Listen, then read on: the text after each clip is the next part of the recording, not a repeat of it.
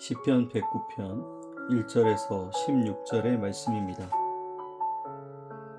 내가 찬양하는 하나님이여 잠잠하지 마옵소서. 그들이 악한 입과 거짓된 입을 열어 나를 치며 속이는 혀로 내게 말하며 또 미워하는 말로 나를 두르고 까닭없이 나를 공격하였음이니이다. 나는 사랑하나 그들은 도리어 나를 대적하니 나는 기도할 뿐이라. 그들이 악으로 나의 선을 갚으며 미워함으로 나의 사랑을 갚았사오니 악인이 그를 다스리게 하시며 사탄이 그의 오른쪽에 서게 하소서. 그가 심판을 받을 때에 죄인이 되어 나오게 하시며 그의 기도가 죄로 변하게 하시며 그의 연수를 짧게 하시며 그의 직분을 타인이 빼앗게 하시며 그의 자녀는 고아가 되고 그의 아내는 과부가 되며 그의 자녀들은 유리하며 구걸하고 그들의 황폐한 집을 떠나 빌어먹게 하소서. 고리대금하는 자가 그의 소유를 다 빼앗게 하시며 그가 수고한 것을 낯선 사람이 탈취하게 하시며 그에게 인애를 베풀 자가 없게 하시며 그의 고아에게 은혜를 베풀 자도 없게 하시며 그의 자손이 끊어지게 하시며 후대에 그들의 이름이 지워지게 하소서. 여호와는 그의 조상들의 죄악을 기억하시며 그의 어머니의 죄를 지워버리지 마시고 그 죄악을 항상 여호와 앞에 있게 하사 그들의 기억을 땅에서 끊으소서. 그가 인자를 베풀 일을 생각하지 아니하고 가난하고 궁핍한 자와 마음이 상한 자를 핍박하여 죽이려 하였기 때문이니이다. 아멘. 오늘도 우리에게 주신 말씀을 함께 묵상하며 하루를 시작하도록 하겠습니다. 우리가 살면서 가장 오래 남는 상처는 몸에 난 상처가 아니라 마음에 남은 상처입니다. 시간이 지나도 잊히지 않는 말이 있고 생각만 해도 마음이 무너지는 사람도 있습니다.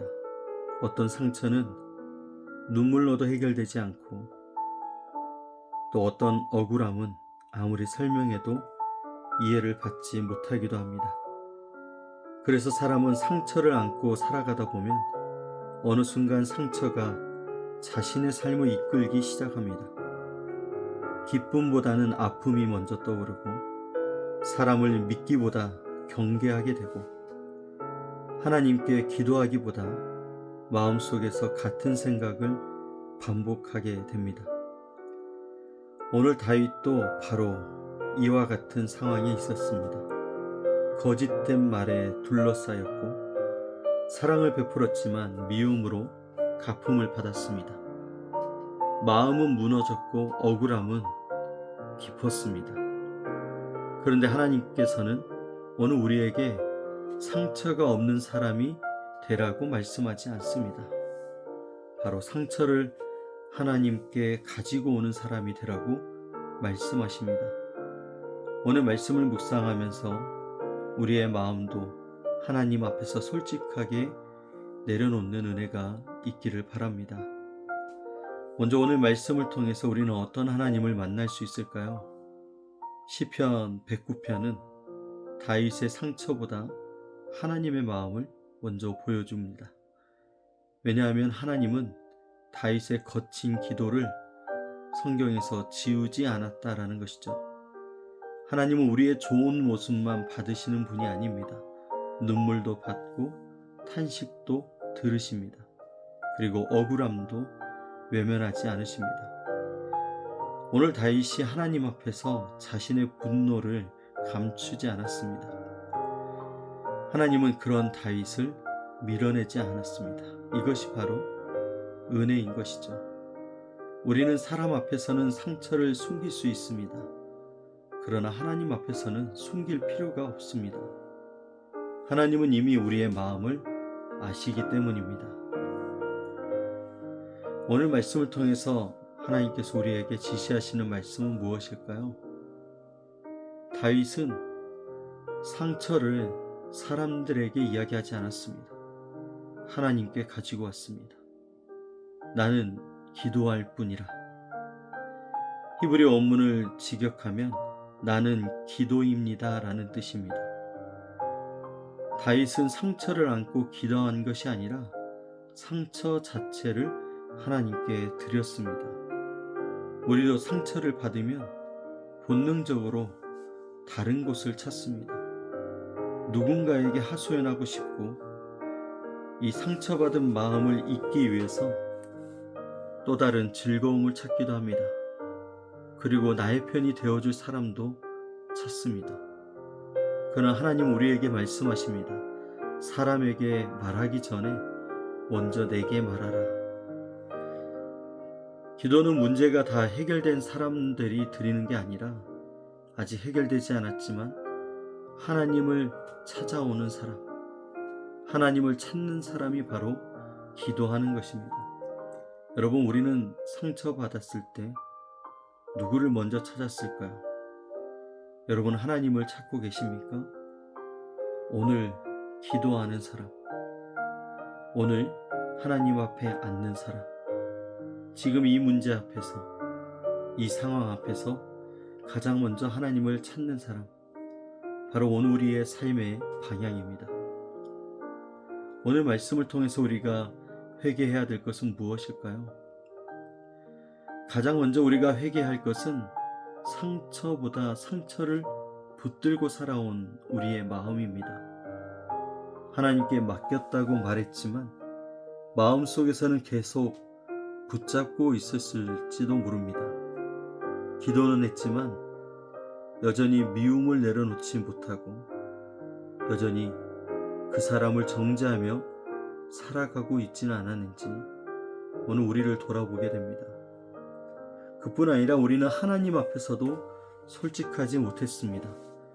기도할 때는 괜찮은 척하고 예배할 때는 웃었지만 마음속에서는 하나님보다 상처를 더 붙들고 있었던 시간이 있다라는 것입니다.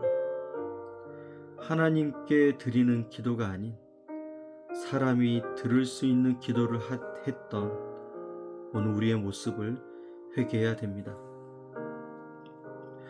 오늘 하나님께서 우리에게 주시는 약속은 무엇일까요? 기도는 환경보다 먼저 우리의 마음을 바꿉니다. 오늘 시편 109편을 끝까지 읽어보면 다윗은 원수를 바라보던 사람이 후에는 하나님을 바라보는 사람으로 바뀌게 됩니다.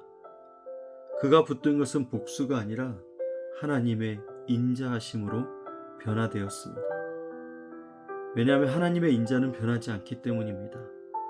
사람은 우리를 떠날 수 있지만 하나님은 우리를 떠나지 않으십니다. 사람들은 우리를 오해할 수 있지만 하나님은 우리의 마음을 아십니다. 사람들은 우리에게 상처를 남길 수 있습니다. 그러나 하나님은 회복의 자리로 우리를 바꾸십니다. 그래서 하나님께 맡긴 기도가 헛되지 않습니다. 반드시 하나님의 선하신 때에 가장 좋은 길로 응답하십니다. 사랑하는 여러분, 하나님의 때를 신뢰하고 계십니까? 여러분, 오늘 우리는 어떻게 살아가야 될까요? 우리 안에 있는 상처를 키우는 사람이 아니라 기도를 키우는 사람이 되어야 될 것입니다. 사람을 만나기 전에 하나님을 먼저 만나는 우리가 되길 원합니다. 하나님 앞에 나아갈 때 마음을 숨기지 말고 하나님께 솔직하게 기도하는 우리가 되어야 됩니다. 여러분, 하나님께 맡기는 인생을 살아가시기 바랍니다.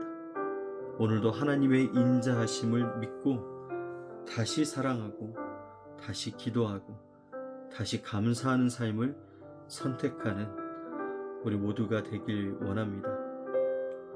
다윗은 상처를 안고 하나님께 나왔습니다. 하나님은 그의 상처를 단번에 지워주시기보다는 먼저 그의 마음을 붙들어 주셨습니다. 그리고 기도의 마지막에는 다윗은 이제 상처를 보지 않고 하나님을 바라보고 있습니다. 우리의 삶도 마찬가지입니다. 하나님은 때로 환경보다 우리의 마음을 먼저 회복시키십니다. 그리고 회복된 마음으로 다시 삶을 살아갈 힘을 주시는 것이죠. 혹시 오늘도 마음속에 오래된 상처를 여러분 품고 계십니까? 이제는 혼자 붙들지 마시고 하나님께 맡기십시오. 하나님께서 우리의 눈물을 외면하지 않으시고 상처는 치유해 주시고 그리고 다시 찬양하게 할 것입니다. 오늘도 우리의 기도가 다윗의 기도처럼 하나님께 닿고 우리의 삶이 다시 하나님의 평안으로 회복되는 은혜가 있기를 주님의 이름으로 축복합니다. 우리 함께 기도하겠습니다. 사랑의 하나님, 감사합니다. 상처받은 인생, 억울함과 분냄과 두려움의 인생이었던 저희들, 그 모든 문제를 이제는 사람과 세상이 아니라 주님께로 가지고 나아갑니다. 제 안에 있는 그 모든 것을 솔직하게 주님 앞에 내어놓으며 주님의 도우심을 구합니다. 주님, 내 안에 있는 모든 이 연약함, 억울함, 이 아픔을 치료하여 주시옵소서. 이제 우리의 기도가 원수에게 있지 않고 주님을 향하여 새로워질 수 있도록 이끌어 주시옵소서. 오늘 말씀을 통하여 다시 한번 주님을 신뢰하며 주님을 가장 먼저 찾으며 주님 앞에서 울며 웃으며 찬양할 수 있는 믿음의 인생이 되도록 축복하여 주시옵소서. 오늘 하루도 우리와 함께해 주시고 성령의 인도하심 안에서 주님과 동행하며 살아가게 하여 주옵소서. 우리의 삶이 다시 하나님의 평안으로 회복되게 하여 주옵소서. 성령님, 우리의 삶을 인도하시고 붙들어 주시옵소서. 감사드리며 예수님의 이름으로 기도드립니다. 아멘.